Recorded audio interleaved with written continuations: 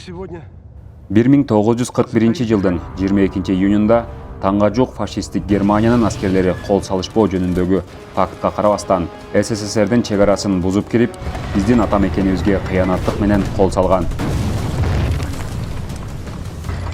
Ошентип 4 жылга созулуп 20 миллиондон ашуун адамдын өмүрүн алган 20-кылымдагы эң бир ырайымсыз кандуу согуш башталган.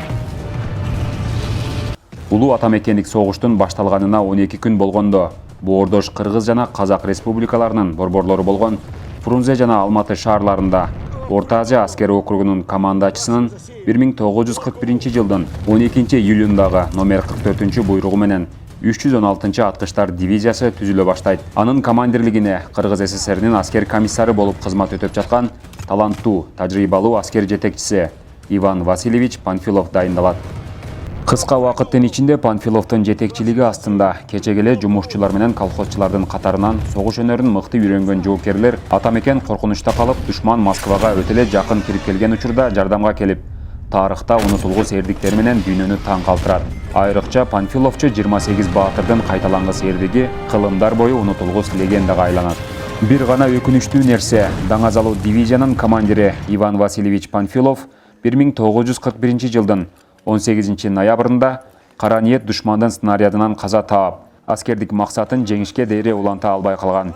Бирок анын жолун таланттуу аскер жетекчилери татыктуу улап келишет. 1942 жылдан тартып 8-гвардиялык мотоаткычтар дивизиясын генерал-майор Панфилов жана башкалар жетектеп келсе, ал эми өлкөбүз өз алдынча мамлекет болуп, эгемендүүлүк түзүлгөн күндөн тартып кыргыз уулдарынан чыккан командирлер башкарып келген.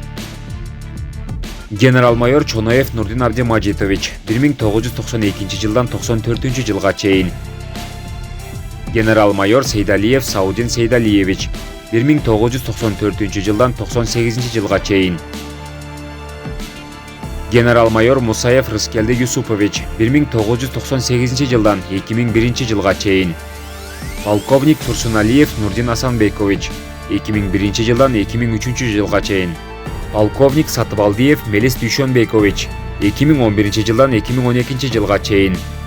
Полковник Темиров Артур Маратович 2012 жылдан 2014 жылга чейин. Полковник Кирешеев Нурлан Исабекович 2014 жылдан 2016 жылга чейин.